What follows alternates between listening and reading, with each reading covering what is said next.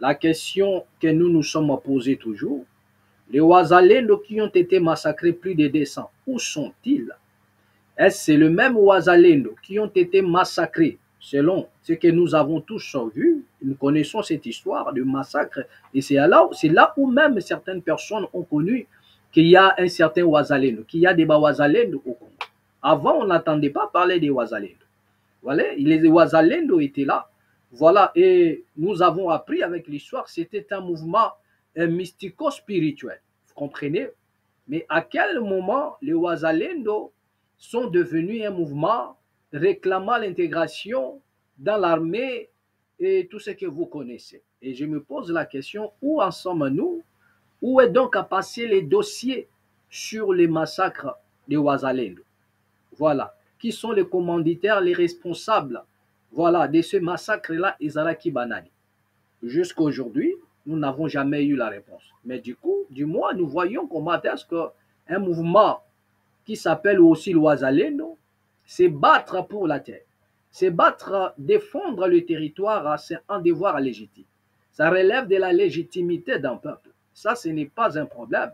Mais moi, ce qu'ils sont en train de faire, soit aussi, comment dirais-je, qu'ils le fassent avec un cœur dévoué, d'une âme bien disposée pour la nation. Vous comprenez? Voilà, parce que nous craignons fort.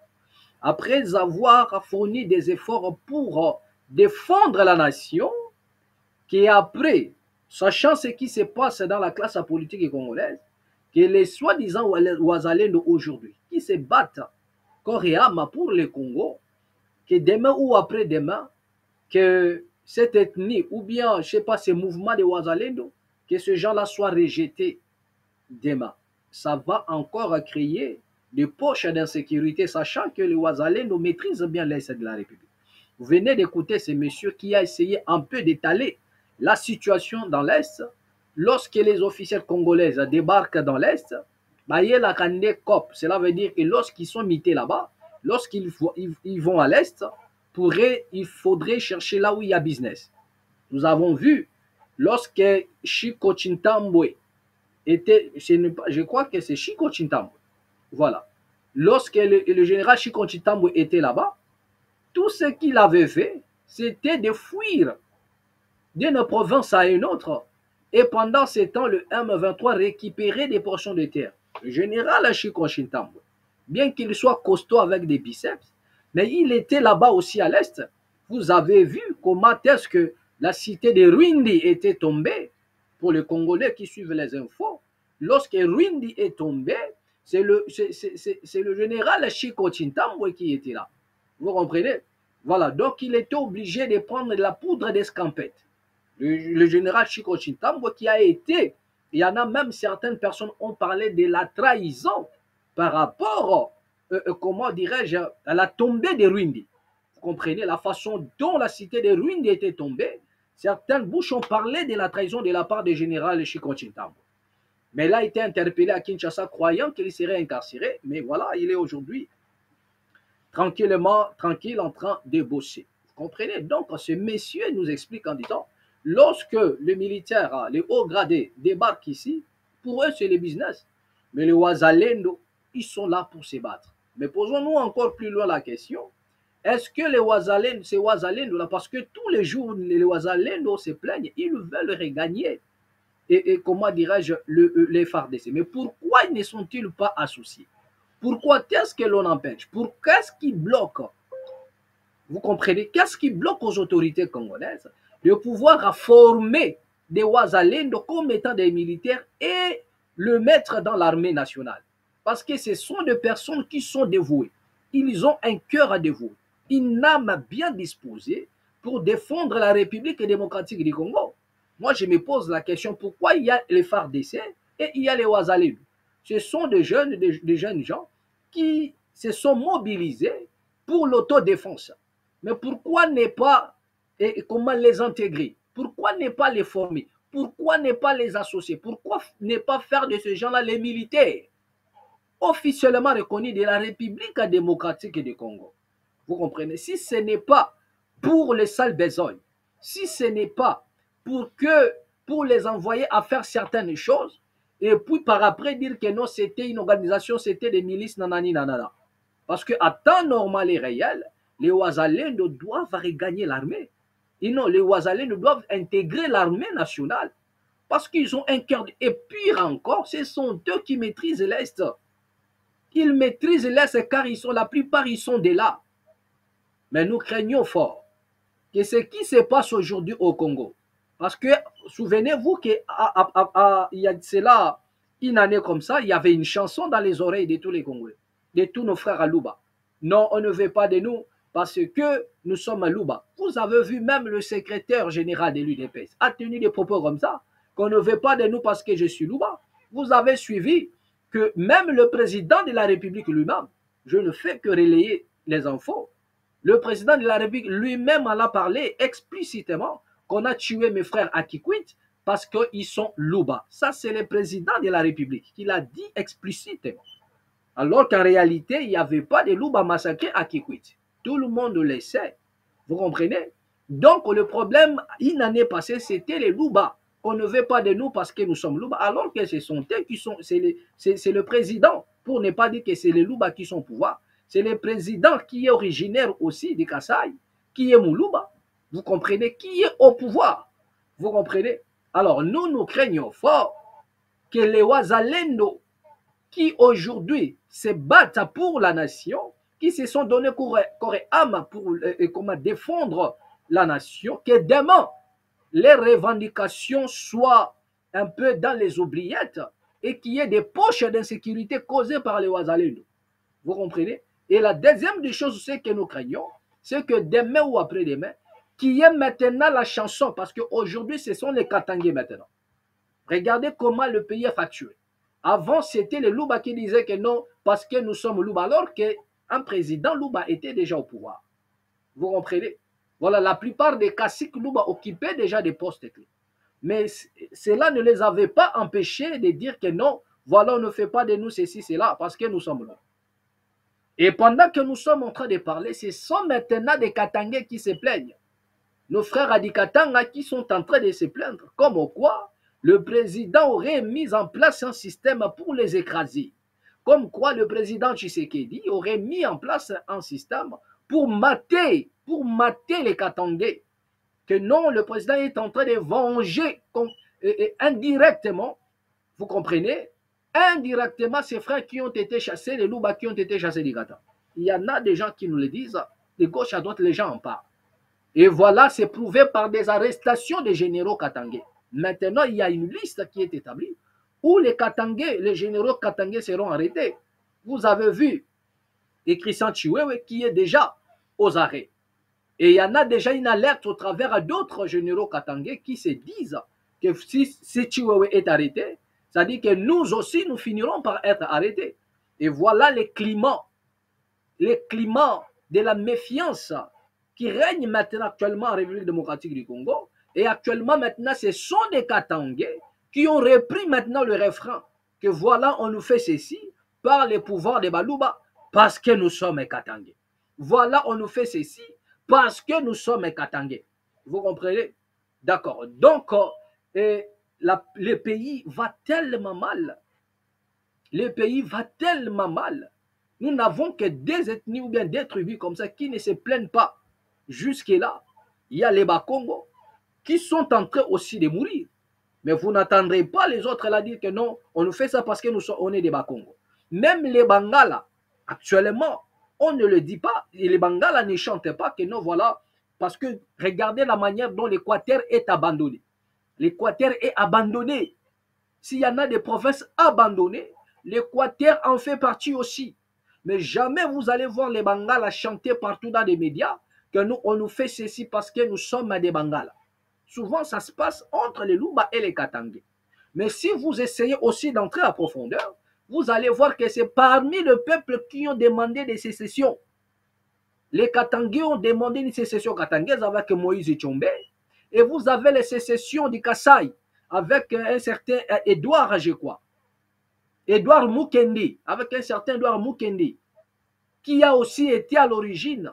C'est-à-dire que les gens qui voulaient la sécession du Kasaï, vous comprenez? Alors, on ne peut pas vouloir une chose et laisser l'autre à côté.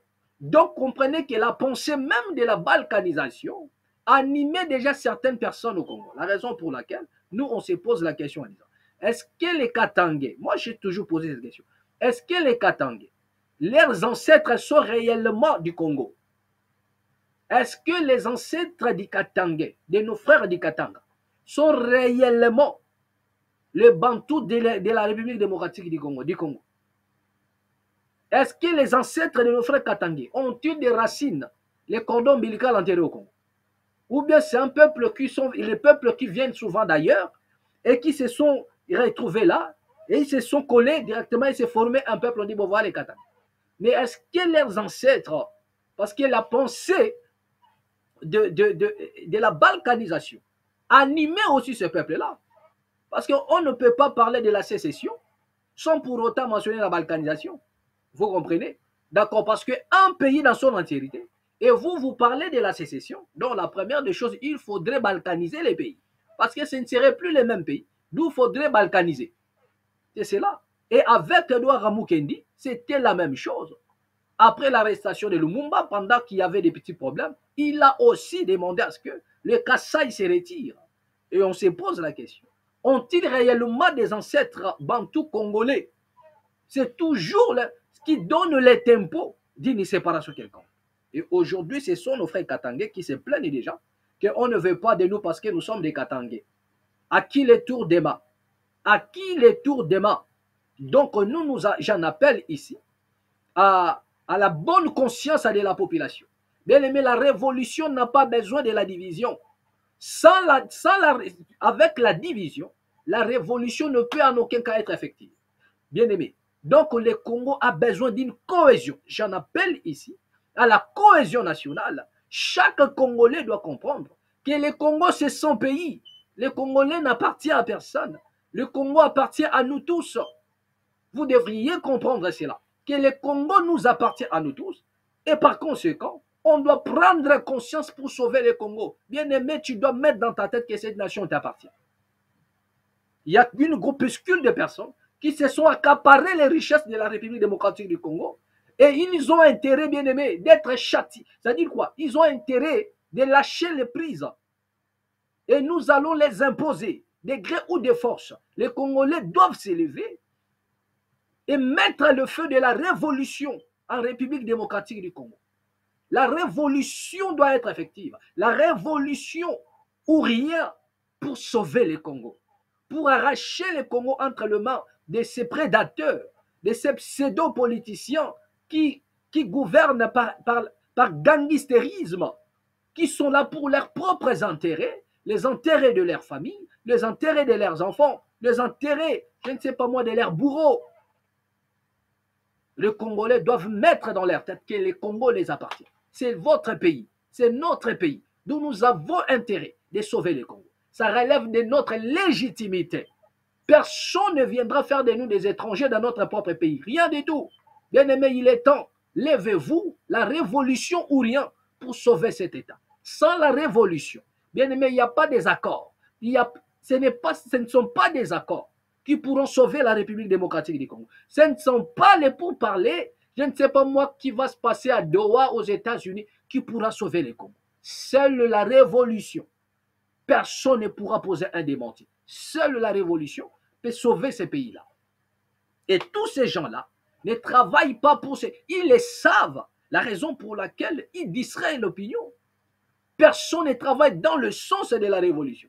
Si ces gens-là aiment la nation, si même les opposants congolais aiment la nation congolaise, ils vont travailler dans le sens de ramener ces peuples-là devant le fait accompli.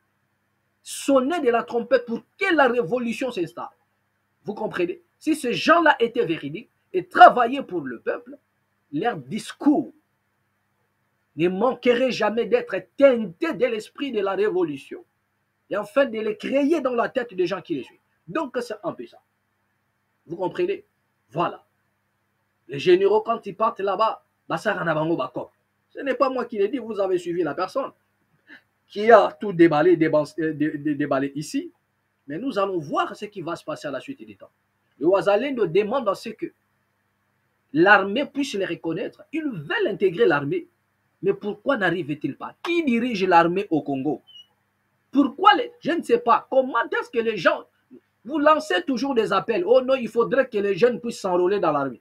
Les jeunes doivent s'enrôler dans l'armée pour défendre la République. Mais vous avez déjà les Ouazalendo qui se battent au jour le jour depuis 2014. Ils se battent pour leur nation. Mais pourquoi n'est pas des guerriers comme ça, de personnes qui maîtrisent le terrain? Pourquoi ne pas les associer? Pourquoi ne pas les intégrer dans l'armée, les donner des postes, leur donner aussi des commandements pour qu'ils mènent les opérations dans des zones que la RDC ignore? Mais on ne le fait pas. Le but, c'est quoi? Le plan, c'est quoi? Qu'est-ce qui se cache? Qui dirige l'armée congolaise? Qui ne veut pas que les Ouazalendo intègrent l'armée congolaise? Qui sont derrière ça? Pourquoi doivent-ils rester des milices et ne pas intégrer l'armée alors qu'ils sont là pour la nation? Un paradoxe. Un paradoxe. Et ils veulent entrer dans l'armée. Ils ne veulent pas rester là comme des, je sais pas moi, réservistes ou bien des milices.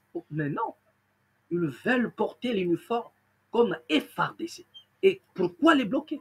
Pourquoi refuser? Pourquoi refuser? Pourquoi refuser?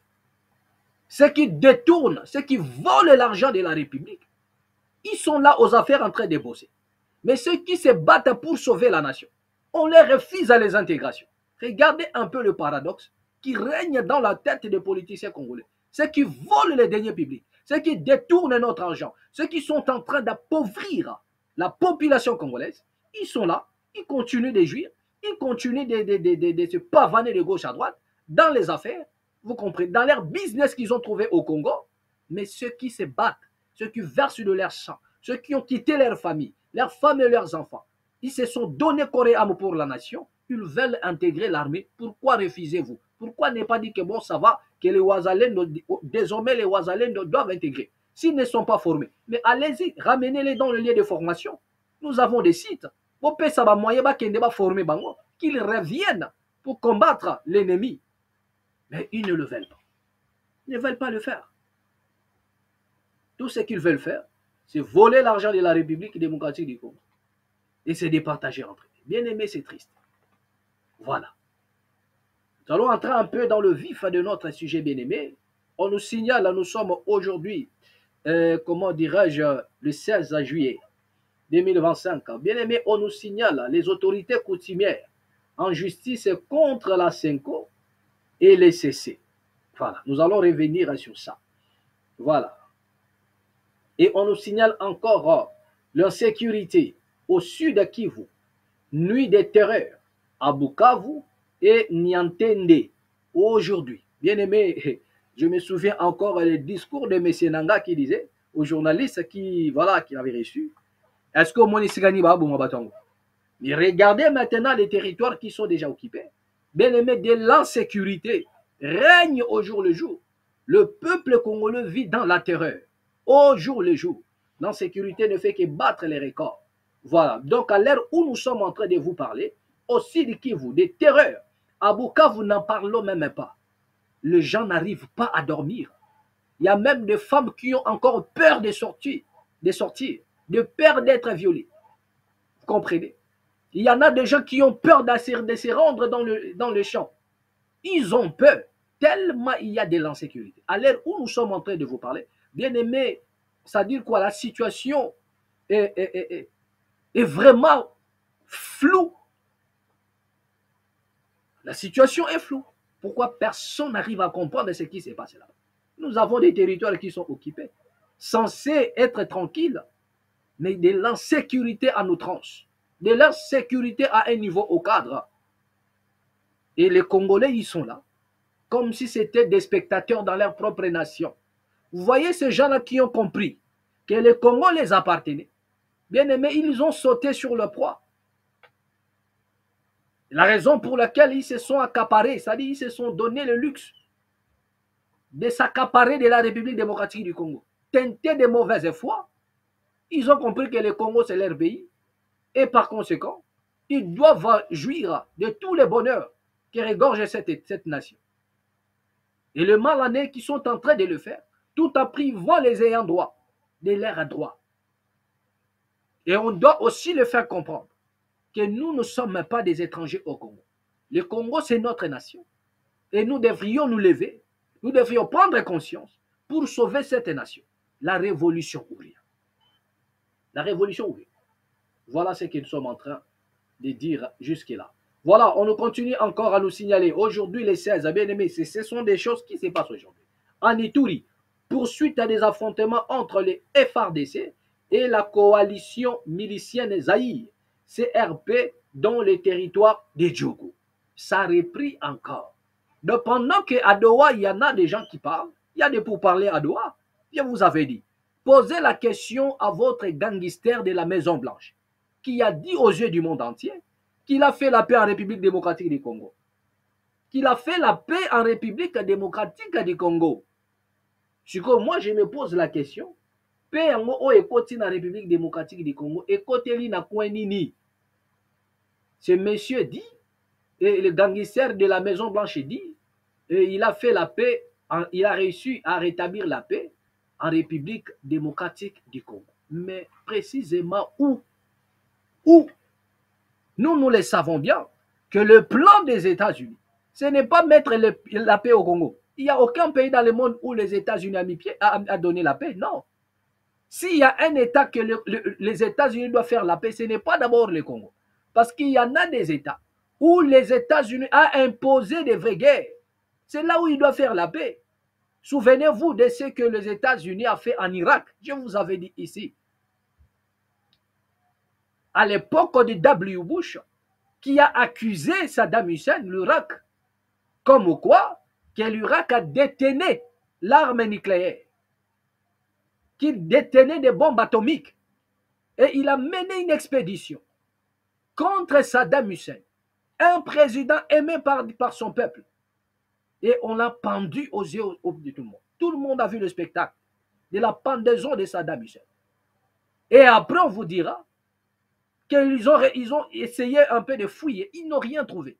C'est-à-dire, Saddam Hussein est mort, mais les Américains n'ont pas trouvé les moindres traces de la bombe atomique. Donc, s'il y a un pays où les Américains sont redevables en matière de paix, c'est l'Irak. Donc, ils doivent aller donner la paix en Irak là-bas. L'Irak doit être en paix. Mais regardez encore le même personne. Aujourd'hui, ils sont en train d'imposer maintenant, comment dirais-je, le djihadiste au pouvoir. Et qui ont toujours combattu l'islamisme. Et qui ont toujours combattu. Mais regardez ce qu'ils sont. C'est-à-dire qu'à un moment donné, on ne comprend rien du tout. Bien aimé, si vous maîtrisez la géopolitique, vous comprendrez ce qui se passe avec tous ces États-là. Les États-Unis ont toujours combattu à lutter contre l'islamisme radical. Mais qui sont aujourd'hui au pouvoir au Moyen-Orient? Ils sont en train de monter, ils sont en train de prendre le contrôle des pays. Soutenus par qui? Reconnus par qui? Par les États-Unis et ses alliés.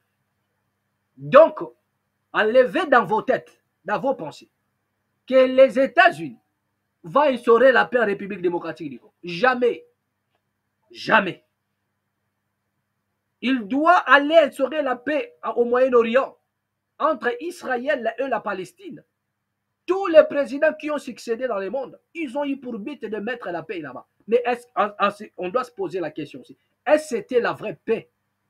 La politique menée au Moyen-Orient, est-ce que c'est la vraie politique de paix? Ou bien c'est juste une manière d'amadouer les gens, une manière de nous tromper, de nous bercer?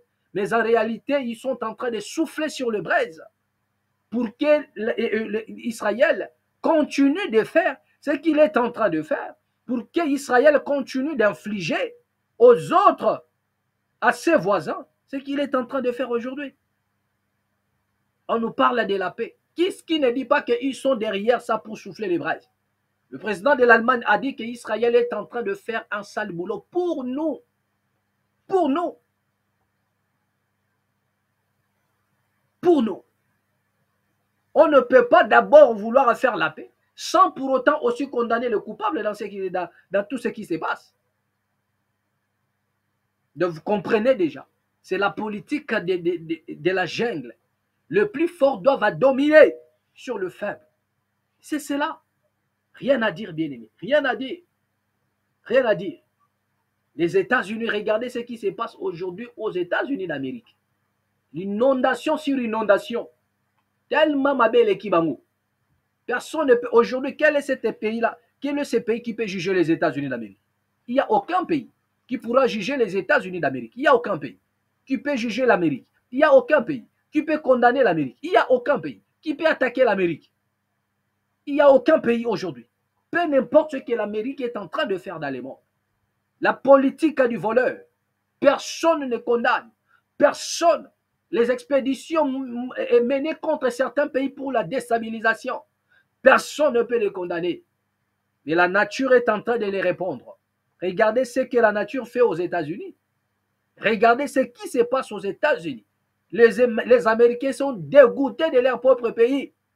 Trump avec son orgueil. Pourquoi ne pas trouver la solution contre les intempéries, contre les tempêtes qui soufflent aux États-Unis, au lieu de s'enorgueillir, au lieu d'insulter les Africains, au lieu de minimiser les autres, trouve des solutions. Voilà, la nature s'est levée pour juger les États-Unis. Si le monde ne peut pas juger les États-Unis, la nature le paie. Or, la nature, c'est l'intelligence de Dieu. C'est l'intelligence divine qui est là et qui vous juge. Cela veut dire, c'est le créateur de toutes choses qui vous juge indirectement. Et ça, ce n'est que des avertissements contre les États-Unis. Dans les jours qui arrivent, ou bien dans le temps, dans le temps un peu plus proche, les États-Unis vont disparaître.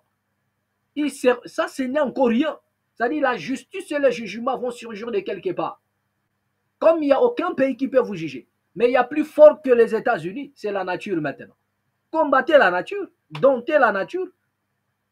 Voilà les villes qui disparaissent, qui sont emportées, la tempête qui frappe les Américains pleurent. Ils ne savent pas quoi faire. Mais vous allez voir maintenant,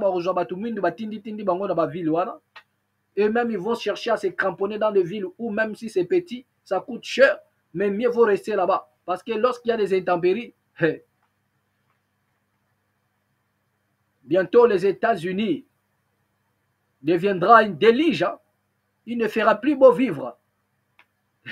Ils vont chercher à fuir. Allez-y vivre maintenant. Allez-y vivre, nani, nana, ceux qui sont à la Lune ou bien aux planètes. Allez-y vivre aux planètes. C'est cela. Donc ne vous fiez pas à un pseudo. Je ne sais pas moi, facilitateur ou qui que ce soit. Jamais. La solution du Congo, la révolution ou rien. Retenez ce que je dis. Hein. Les Congolais doivent comprendre que la nation les appartient. Blanchiment d'argent. C'est-à-dire ils sont en train de voler l'argent des Congo. Ils sont en train de voler l'argent du contribuable. Et les Congolais eux-mêmes vivent comme si c'était des étrangers. Non, réveillez-vous. Moi, je parle dans l'esprit de l'homme au Congo. Réveillez-vous et prenez conscience. Vous n'êtes pas des étrangers. C'est votre nation. C'est la terre qui vous ont légué vos ancêtres. Vos ancêtres vous ont légué cette terre-là. Le Congo, c'est une terre bénie. L'héritage légué par vos ancêtres. Vous avez l'intérêt de défendre le Congo. Donc, prenez conscience, levez-vous. C'est l'ère de la révolution. La révolution ou rien pour le Congo. Pour chasser des mauvais politiciens. Ceux qui ne travaillent pas par vocation et qui sont là pour détruire l'avenir de cette nation. Pour sauver le Congo contre le plan des impérialistes. C'est toi et c'est moi qui allons effectuer ce travail. Donc réveillez-vous, bien-aimés. Réveillez-vous. Réveillez-vous. Le Congo va mal. Le Congo va mal, bien-aimés. Qu'est-ce qu'on nous signale encore ici? Voilà. Il y a Antonio Guterres. C'est médiocre d'Antonio Guterres intervient. Voilà. Il dit ceci pour le Congo. Pour le secrétaire général de l'ONU, les discours de haine sont un poison pour la société et un facteur de violence. Ça, c'est Antonio Guterres. C'est un discours qu'il avait tenu le 16 juin 2025. Je me souviens de cela. Le 16 juin 2025. Il n'y a pas le discours de la haine en République démocratique du Congo. Le discours de la haine est le fruit d'un plan maléfique mis en place par les États-Unis d'Amérique et M. Guterres. Le discours de haine, c'est le fruit d'un plan maléfique que vous avez mis en place pour déstabiliser la République démocratique du Congo. Donc la haine, c'est les États-Unis. Voilà. La haine, c'est la politique américaine. C'est la politique américaine. C'est ça la haine. Il n'y a pas de discours de haine. Le discours de haine, c'est la politique américaine. Le plan mis en place pour déstabiliser le Congo. Bien-aimés, il est temps que nous puissions nous lever. Bien-aimés, vous avez vu comment est-ce que les parlementaires belges ont dénoncé le plan même de la Belgique contre la République démocratique du Congo. Bien-aimés, je suis animé d'une colère que vous n'avez pas l'idée. C'est-à-dire que ces gens-là ont mis en place des virus pour éliminer les Congolais. Nous sommes un peuple béni, un peuple magnifique, un peuple élu. C'est nous. C'est nous. Ils ont tenté avec des méthodes pour nous éliminer. Vous aurez des images. Et ça circule aussi dans les réseaux sociaux. Comment est-ce qu'ils ont mis en place? C'est-à-dire pour éradiquer un peuple. Mais cela ne marche pas toujours. Parce que notre cause, elle est juste. Donc vous avez intérêt, lorsque la cause, elle est juste, la victoire est certaine. Donc vous avez intérêt de vous lever. Mais malheureusement, nous avons des traîtres nationaux qui ne voient que leurs intérêts. Des pauvres insensés. À cause des billets de banque, vous trahissez la nation. Des billets que vous n'allez même pas... Qui est celui-là qui est parti avec des billets de banque? Connaissez-vous un seul politicien qui est mort? Et il en a emporté tout. Il n'y en a pas. Donc vous êtes des pauvres insensés, des pauvres ignorants qui pensaient que même dans la tombe, vous allez apporter des millions. C'est pourquoi vous allez remarquer que même lorsqu'ils meurent, ils veulent toujours prendre de l'argent. Même dans la tombe, ils veulent toujours gagner de l'argent. Qu'est-ce qu'il y a? Des politiciens africains. C'est-à-dire, même à la tombe, il veut diriger. Il était président, il est mort, mais déjà, il a refusé de quitter le pouvoir. Même jusqu'à la tombe, il veut toujours être président de la République. Même jusqu'à la tombe, il veut toujours diriger. Ce n'est pas possible. Vous n'êtes plus président de la République, mais vous voulez toujours diriger. Même dans votre tombe, vous voulez toujours diriger les pays. Voilà les politiciens africains. Même dans la tombe, ils veulent diriger. C'est impossible. Ils veulent faire exercer la dictature même dans la tombe. C'est-à-dire que c'est pas possible ça. Bien aimé, ce n'est pas possible. Ce n'est pas possible. Regardez un peu cette vidéo et revenons juste après. Regardez ça. Bonjour maman, bonjour tout le monde est belé boeli kambounini. Bonjour Ndeko. Ya solo tozali ebele pambate tozali basali ya l'État. Na ministère ya sport et loisirs. Preuve que aux amona na sima na biso édifice au babengi stade de martyrs. Tozali ebele pona ko revendiquer ba droit na biso. Mikole ebele penza ministère ya sport et loisirs ezali mi administration ou ezali service d'assiette.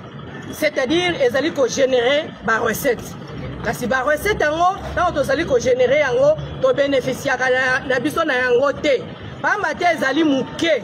Ezali muke makasi penza que soki ba pesio yango na ku ya vie ya lelo okosala eloko te na yango 60 000 francs congolais qui okonouer les deux bouts du mois avec ça to okosomba lopango to okofuta minervale ya bana to okoleisa libota toyebi te. Maman ebongo lobi 60 000 bongo bozaka na ba délégué ya syndical te ba délégation syndicale ezalaka te délégué syndical élu bazali ba délégué bazali yango wana lokwa bango bazali kosala mosala na bango lolenge esengeli te yango baagent bamizwi en charge pamba te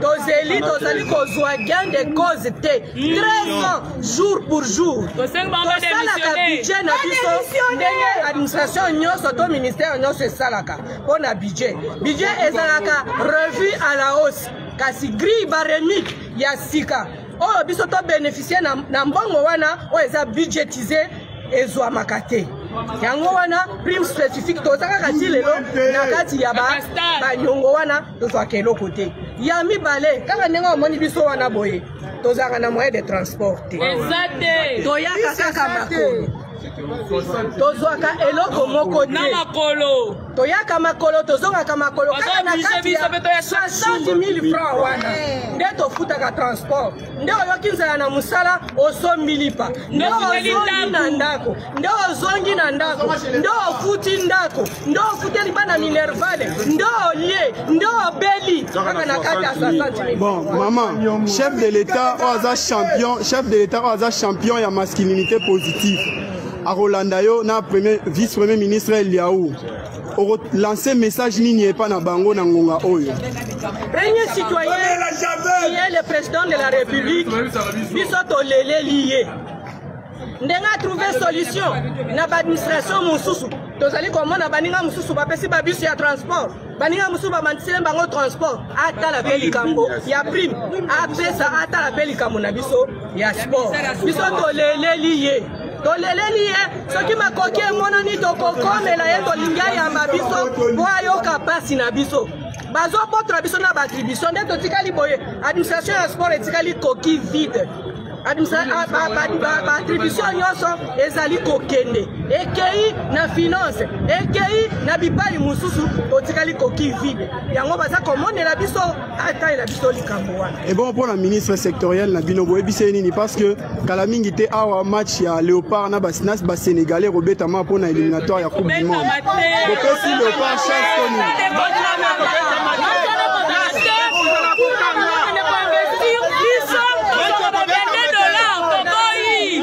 biso toyamba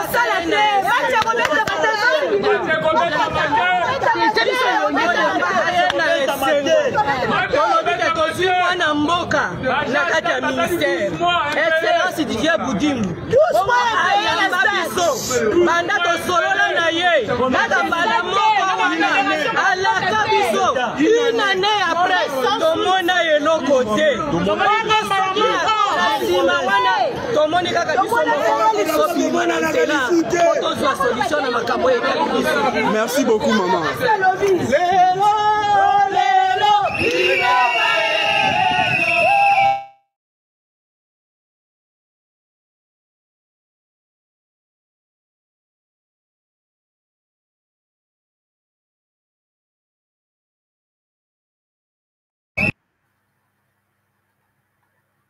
Voilà. Bonjour maman, bonjour tout le monde. Donc, voilà la situation en République démocratique du Congo. Ils sont là en train de pleurer. Hein. Bon, continuez à coller là. Bon, continuez à coller là. Bon, coller là, pensa bien. Donc, les gens là ne comprennent pas. Le Congolais, c'est-à-dire, nous ne serons pas vos ennemis en vous disant la vérité. Aussi longtemps les Congolais garderont et voilà, vont garder cette posture de pleurnicher à tout moment. Bien-aimés, rien ne pourra se faire en République démocratique. Les autorités congolaises ou les politiciens qui dirigent le Congo, ils le savent. Que tout ce que les Congolais ils font, se pleurnicher. Après ça, il n'y a rien. Après ça, il n'y a rien. Bien-aimés, je suis en train de vous dire la vérité. Que le Congo n'appartient pas à un pseudo-groupe, à des politiciens, qui à chaque fois, lorsque les Congolais sont dans des problèmes, ils doivent aller les supplier comme si c'était des seigneurs ou bien de leurs dieux qui détenaient la solution à des problèmes. Non, ce sont des gérants. Ils gèrent la République.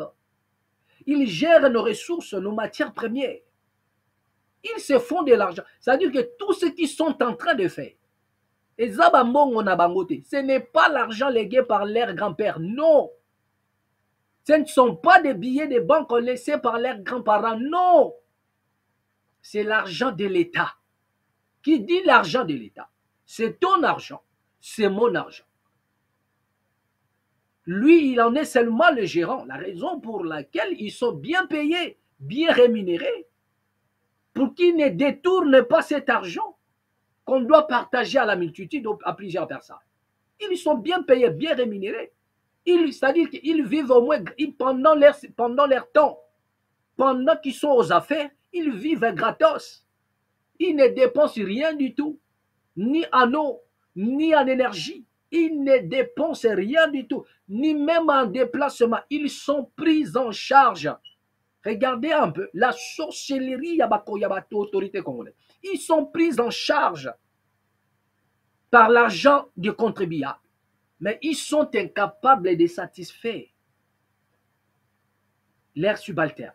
Ils sont pris en charge par l'argent du contribuable, mais par-dessus tout, ils sont teintés de l'incapacité de vouloir rendre l'ascenseur à la population, à ceux qui sont à leur service, c'est-à-dire à tous ceux-là qui travaillent même autour d'eux. Jamais du tout.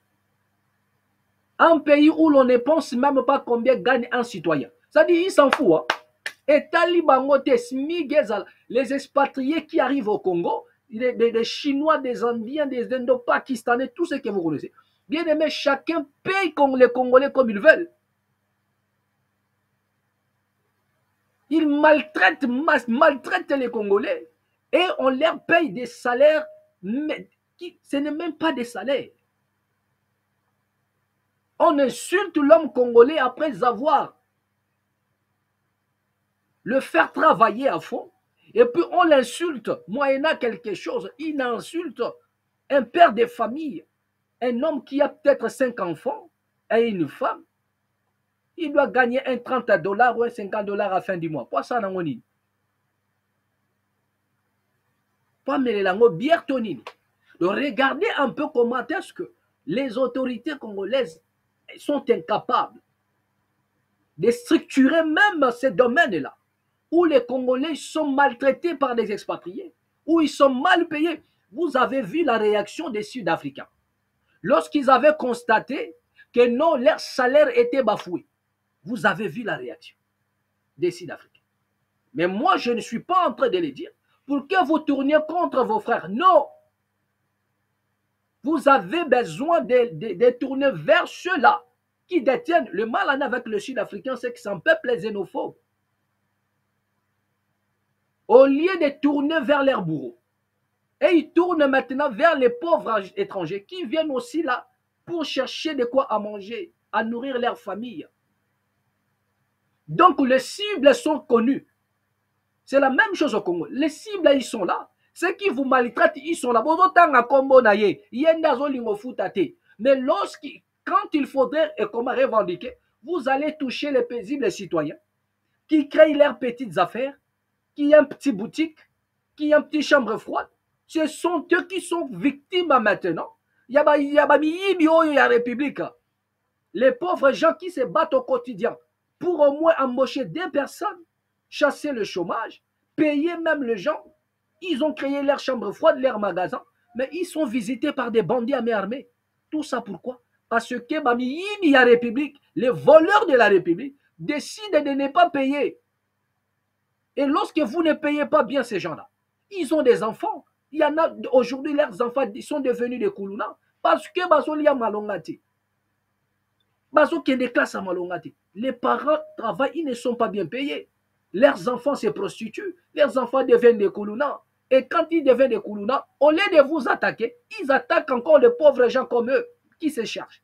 Donc, nous sommes dans un tohu-bohi qui ne dit pas son nom dans la nation congolaise. La raison pour laquelle nous disons aux Congolais que vous avez intérêt de vous lever. Le Congo n'appartient pas à tous ces individus-là. L'argent qu'il gère, posez la question à cet homme-là. Est-ce que ce pays t'appartient à toi seul? Il te dira non. Est-ce que l'argent que tu gères, c'est ton argent à toi? Est-ce que c'est l'argent de ton grand-père? Non. Il préfère laisser ces gens-là impayés et venir en Europe pour blanchir l'argent. Parce que nous avons appris. Ne suivez pas seulement, non, les clubs vont porter les maillots. Bien aimé, il y a tout un, c'est-à-dire le plan qui est derrière, vous voyez bien. Les politiciens congolais, c'est comme ça ils font des choses. Des délégations arrivent comme quoi il va signer le contrat avec un club. Et après avoir signé le contrat, mais le plan, c'est d'aller blanchir l'argent. Ils blanchissent l'argent comme c'est de cette manière-là ils font. Non, un ministre va se déplacer pour aller signer le contrat. Mais en signant le contrat, il va signer le contrat à gauche et blanchir l'argent à droite. Comment vous... C'est-à-dire que c'est... Ils veulent voir les larmes de l'homme congolais tous les jours. Et nous vous disons ceci. Ce n'est plus le temps de couler les larmes. Lorsque vous coulez les larmes, vous faites germer votre souffrance. Donc arrêtez de couler les larmes. Mais prenons-nous en charge. Pas dans le sens Yagola la Pongia bébé, mais prenons-nous en charge. Dans le sens d'en découdre avec tous ces gens-là. Et seule la révolution. Là, c'est-à-dire qu'aujourd'hui, s'il y en a les Gestapo, vous tendez les embuscades contre ces gens-là, bien aimé, ils vont changer. Si les Congolais se révoltent en disant trop c'est trop, nous allons nous en découdre avec ces gens-là. Bien aimé, l'Obika va changer. C'est fini. C'est fini. Il n'y aura même plus des arriérés. Tout le monde sera payé. Je vous dis, si les Congolais décident d'en finir, c'est-à-dire le Congolais lui-même est l'auteur de son malheur. Si le peuple décide d'en finir, seulement aujourd'hui, cette histoire prendra fin. Les Congolais vont arrêter de pleurer parce que vous connaissez leur maison, vous connaissez leur... C'est-à-dire les Congolais doivent développer un esprit de sans pitié face aux dirigeants congolais. C'est-à-dire que chaque Congolais doit être animé d'un esprit de sans pitié contre les autorités congolaises. Parce que je vous ai dit, lorsqu'on parle des ennemis de la République, ne les cherchez pas d'abord ailleurs. Les premiers ennemis du Congolais, ce sont les autorités. Les preuves sont là. Les preuves sont là. Le peuple dans la souffrance et ils sont là en train de s'enrichir. Or, un État pauvre produit des citoyens pauvres. Comment un État doit être riche et doit être pauvre? Et vous, vous êtes riche. Plus riche même que la nation, que les pays. Plus riche que les pays. Et ils le savent. Qu'en dehors de pleurer, il n'y a que ça. Ils le savent que vous n'avez que ce discours. Mais passez à la vitesse supérieure, bien aimé. Vous allez mettre fin à tous ces bêtises-là. Je vous dis la vérité. Passez seulement à la vitesse supérieure. Même à une seule nuit. Un seul jour. One day. Only one day. Que le peuple se lève à d'un coup. Bien aimé, ne fût-ce que pour revendiquer vos droits. Je dis ne fût-ce même pas la révolution pour changer les choses. Mais ne fût-ce que pour revendiquer vos droits. Faites même un seul jour. Bien aimé, vous allez voir. Vous allez voir comment ils vont se dénoncer entre eux. Et vous allez voir comment ça va changer. Dans chaque secteur. Si les Congolais pouvaient être animés d'un même esprit, même pensée, bien aimé, cela est possible, je vous dis. Mais tant que vous allez garder ces discours dans vos bouches, vous resterez longtemps en train de pleurer, les yeux ouverts. Pleurer. Ce n'est pas le temps de pleurer. Montrez à ces gens, les Congolais doivent montrer à ces gens-là que le pays ne vous appartient pas. Il est temps que nous puissions vous sanctionner maintenant. Celui qui ne veut pas travailler pour la nation, celui qui ne veut pas rendre service à la nation, celui qui ne veut pas travailler pour l'intérêt du Congo sera châtié, sanctionné par le peuple. C'est cela, c'est de ça qu'il s'agit. Bien aimé, une fois nous allons atteindre à ce niveau, le Congo va changer, les gens vont nous respecter, les expatriés vont nous respecter. Parce que dans le pays où nous vivons, nous respectons les lois, les normes, les règles. Tout doit être respecté, que tu sois, comment dirais-je, étranger ou non, tout le monde est appelé à respecter. Et on respecte, l'ouvrier mérite son salaire, on respecte tout le monde et tout le monde a l'obligation de respecter les lois de la République, du pays.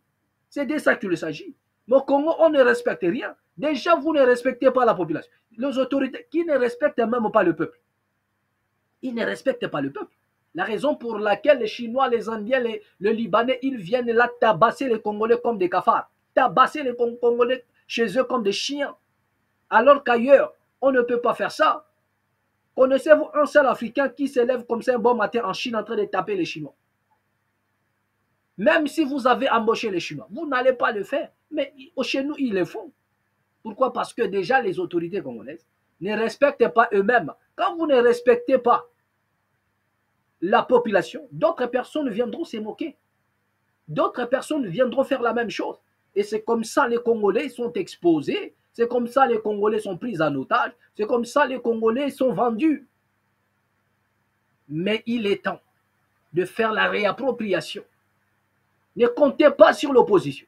Il n'y en a pas au Congo. Ce sont des personnes qui jouent le jeu. Ils jouent le jeu parce que chacun tente sa chance pour le pouvoir. C'est comme ça que nous avons compris. Seule vraie opposition, c'est la population congolaise.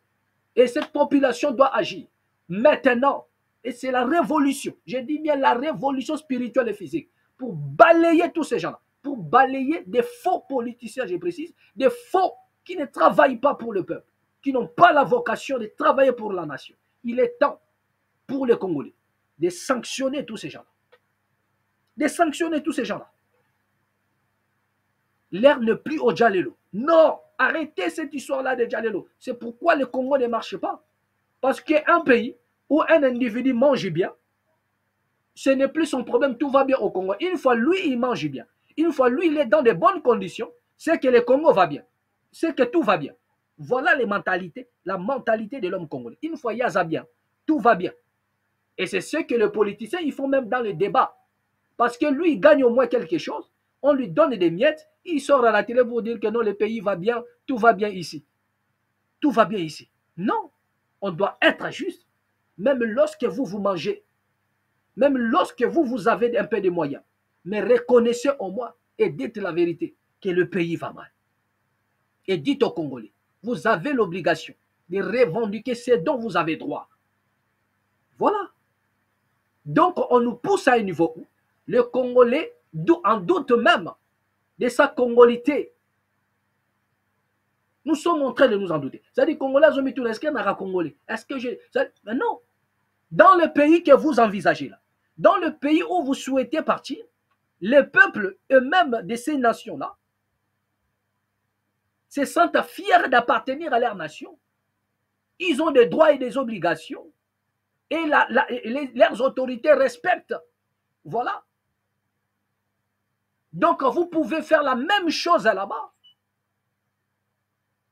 Si les autorités françaises respectent la France, si les autorités belges respectent les Belges, et pourquoi pas les autorités congolaises de respecter les Congolais? C'est-à-dire, on doit se poser la question, qu'est-ce qui fait en sorte que les Français basent à la respecter pas l'autorité là-bas? Pourquoi sont-ils respectés? Donc, nous devrions aussi chercher ça.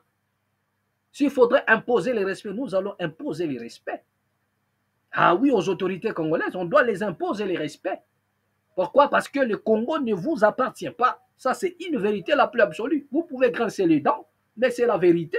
C'est notre État. Vous en êtes, c'est-à-dire vous avez embrigadé la nation. Vous vous accaparez du Congo à telle enseigne que vous êtes là en train de vous départager les mots. Nicolas Kazadi qui l'a dit, nous n'allons jamais cesser avec ça.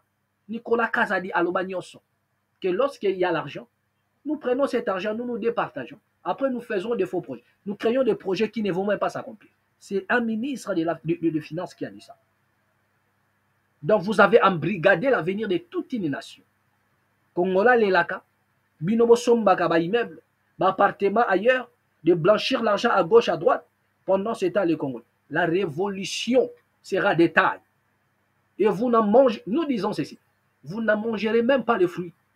De tout ce dont vous êtes en train d'amasser, ça va arriver à la fin. Là, votre fin arrivera. Continuez de boycotter les intérêts de vos travailleurs, continuez de mal payer les travailleurs, continuez de faire pleurer les Congolais.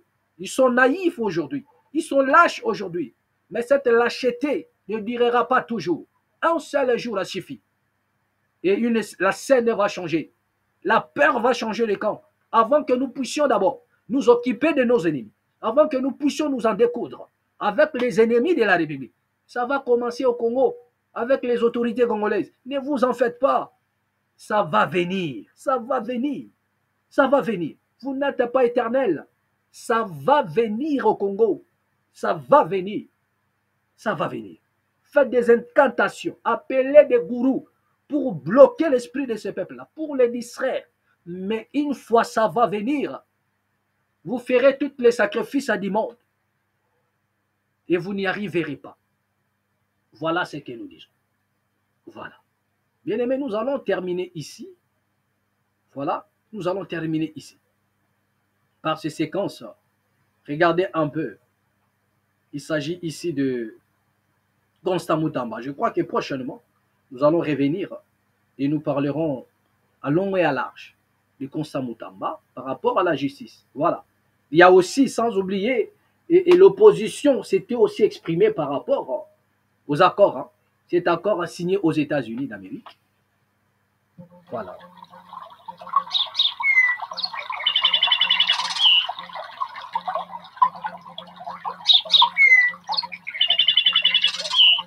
Voilà. Attendez s'il vous plaît. Voilà, donc nous allons essayer un peu de voir ce que l'opposition a dit. Suivons un peu ça rapidement.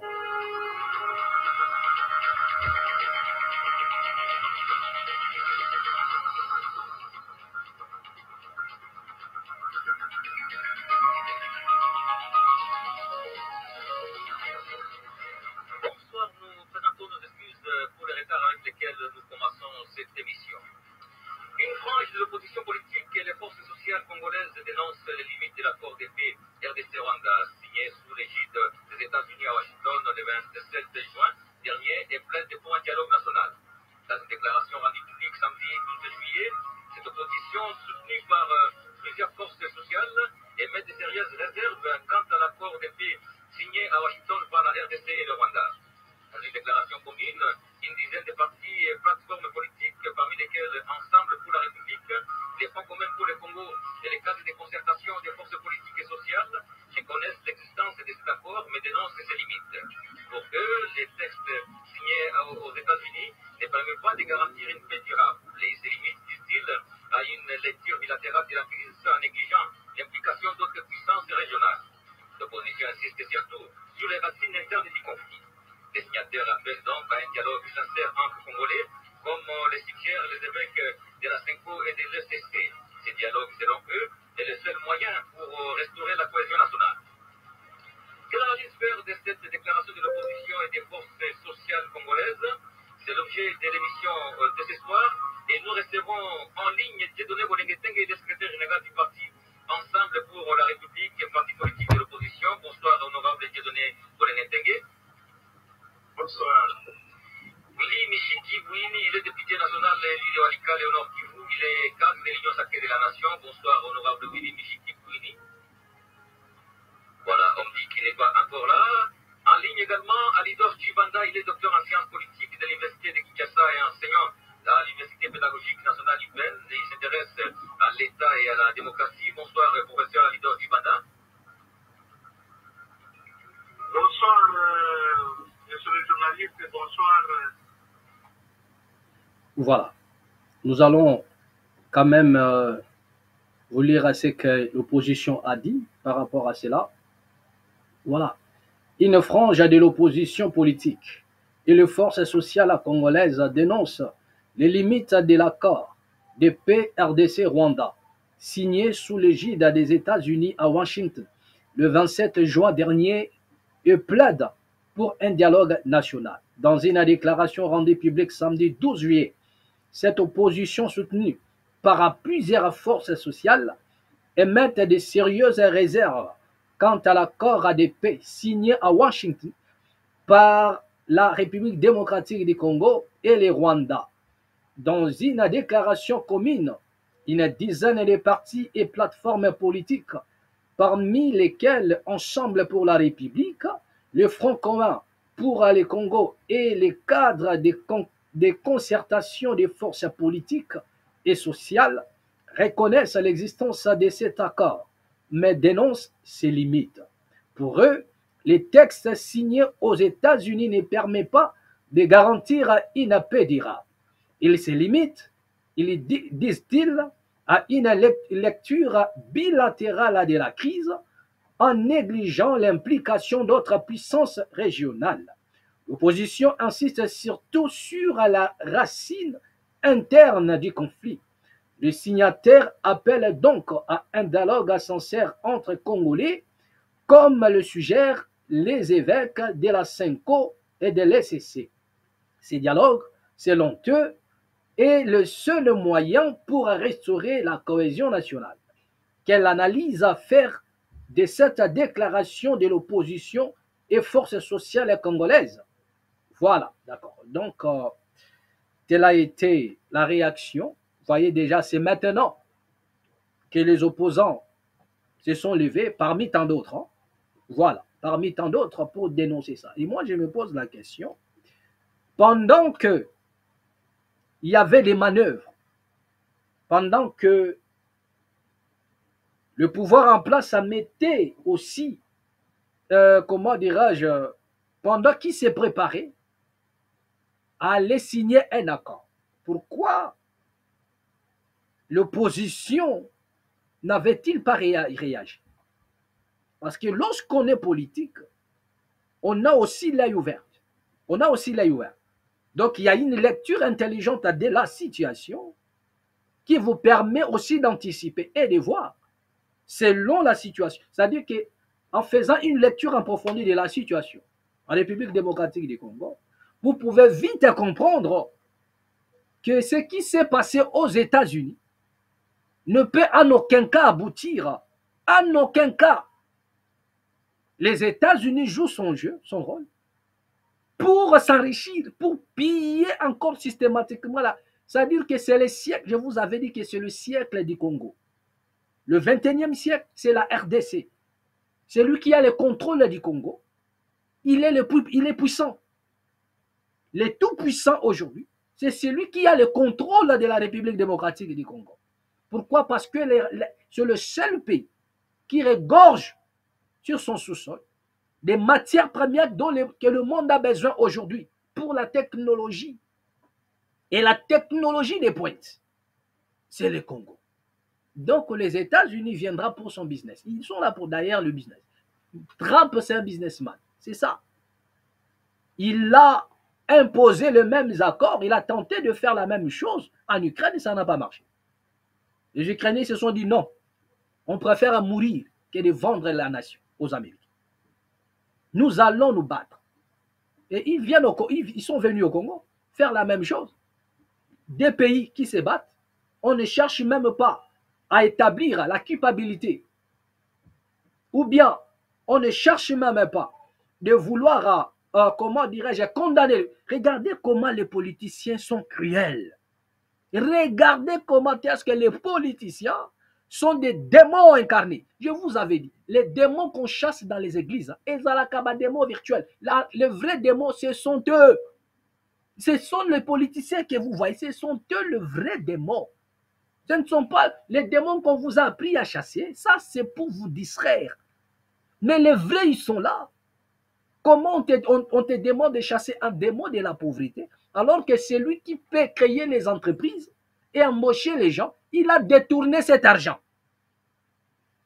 Un paradoxe. Et tout ça, les ignorants, personne ne comprend. Allez-y, essayez de voler même un chewing-gum aux États-Unis d'Amérique. Vous allez voir le vérité. Vous allez voir. Pire encore si vous êtes étranger. Essayez de voler même un chewing-gum. Même un petit bonbon dans un étalage aux États-Unis. Pire encore si vous êtes étranger. Essayez de voler. Vous allez voir. Essayez de voler quelque chose dans les États. Vous allez voir aux États-Unis. Il y en a d'autres pays où quand vous volez quelque chose comme ça, on dirait que bon, il avait faim, laissez-les partir. Mais allez-y, avec la politique de Donald Trump. Mais votre vol d'un bonbon sera transformé en crime de guerre, comme si vous avez bombardé les États-Unis. Et c'est tous les étrangers qui seront mis dans le pétrin, comme quoi ils viennent ici pour voler. Ils viennent ici pour voler.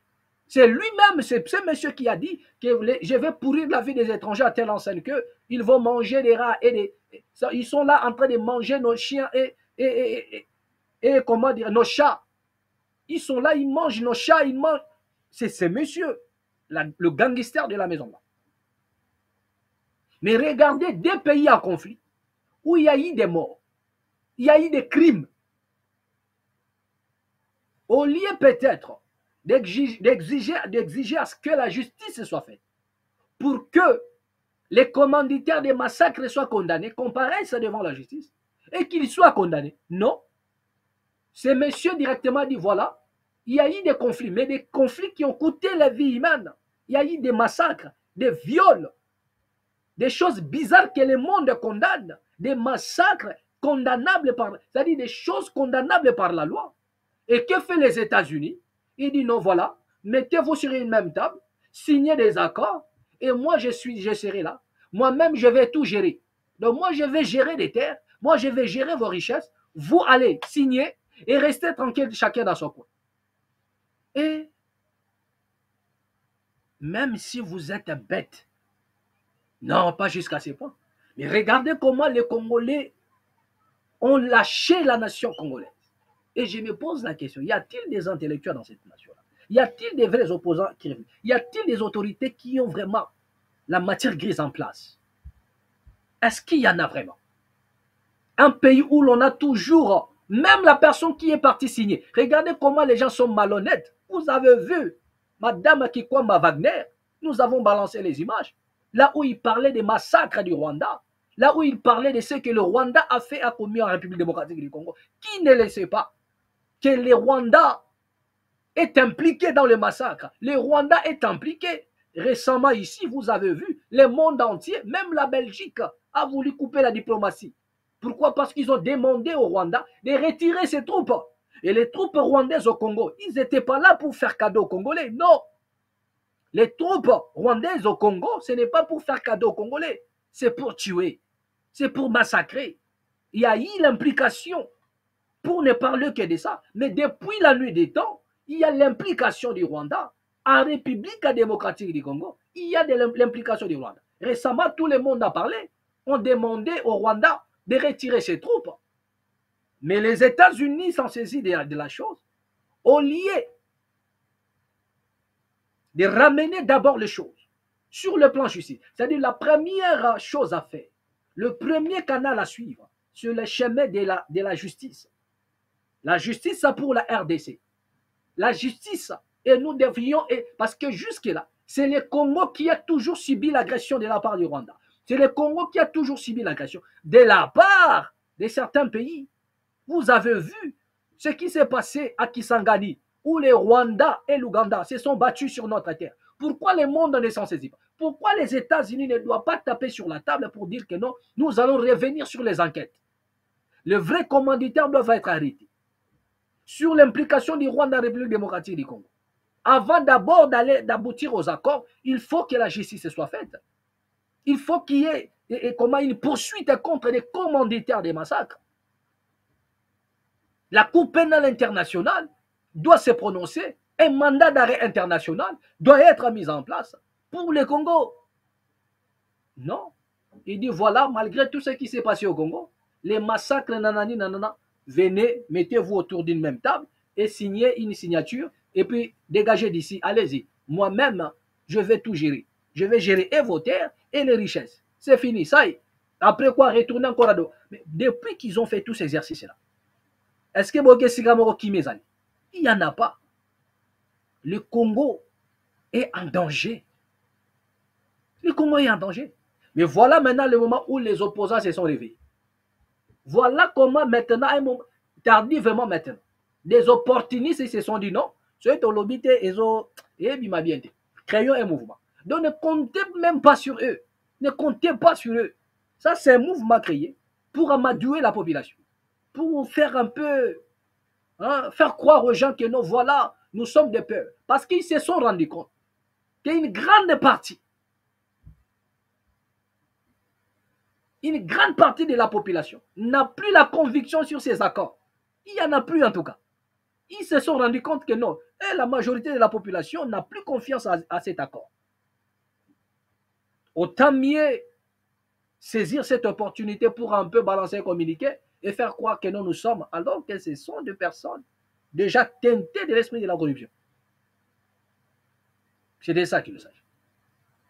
Bien aimé, nous allons mettre un point final ici. Prochainement, nous allons revenir. Comme je disais, sur Constant Moutamba, nous allons revenir sur Constant Moutamba. Nous allons en parler prochainement.